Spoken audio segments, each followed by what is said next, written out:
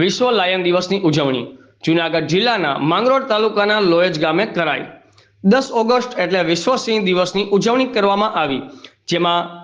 માંગરોળ તાલુકાના લોયજના ગ્રામજનો, વિદ્યાર્થીઓ તેમજ તમામ સ્ટાફ પરિવારે થઈ 800 માનવ પરિવારે જનજાગૃતિ માટે આ દરિયા કિનારે વસતા અને જ્યાં સિંહ દર્શન માટેના પ્રવાસન સ્થળોએ પણ જઈ તેમાં સિંહની પજવણી ન કરીએ તેવી જનજાગૃતિ ફેલાવવામાં મદદ કરવામાં આવી હતી। જૂનાગઢ જિલ્લાનું માંગરોળ તાલુકાનું લોયજ એસડીબી હાઈસ્કૂલ લોયજ તેમજ ગ્રામજનોના સહિયારા પ્રયાસ સાથે આ વિશ્વ લાયન દિવસની ભાવભેર ઉજવણી કરવામાં આવી હતી। કેમેરામેન રાવલિયા મધુ સાથે રિપોર્ટર જગદીશભાઈ યાદવ। 10મી ઓગસ્ટ એટલે સિંહ દિવસ ઉજવણી કરવાનું ગુજરાત સરકારે નક્કી કર્યું, કેન્દ્ર સરકાર દ્વારા પણ એમને આજે અમારી એસડીબી હાઈસ્કૂલ લોયજની અંદર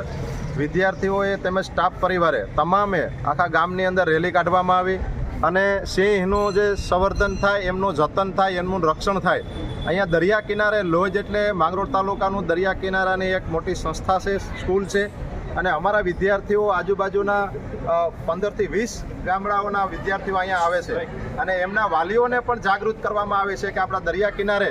જે સિંહો વસવાટ કરી રહ્યા છે અને અન્ય જગ્યાએ જ્યાં જઈએ છીએ ત્યાં પણ આપણે સિંહની કોઈ પજવણી ન કરે, કોઈ ફોટા પાડવાના પ્રયત્નો ન કરે અને એના દ્વારા સિંહનું આપણે ખાસ જતન કરીએ, એ આપણે એક ભારતના નાગરિક તરીકે આપણી ફરજ છે અને ફરજના ભાગે આ સિંહ છે એ આખા એશિયાની અંદર, એક વિશ્વની અંદર આપણું ગુજરાતનું નામ ગુંજે છે સિંહને કારણે। એને કારણે જે એનું જતન જો કરશું તો આપણે ગુજરાતનું ગૌરવ લઈ શકશું અને સિંહને કોઈ પણ જે પ્રાણી છે આપણું, એ પ્રાણી એ આપણું નજીકનું પ્રાણી છે અને એમને કોઈ પણ રંજાણ ન થાય, કોઈ પણ ઇલેક્ટ્રિક શોર્ટ જે છે એ ખેડૂત જે ન મૂકે અને કૂવાઓ જો ખુલ્લા હોય તો એ કૂવાઓ પણ બંધ કરી અને એમને જારી પેક કરે, જેથી કરીને કૂવામાં પડી જાય અને એનું મૃત્યુ થાય, એ આપણું એક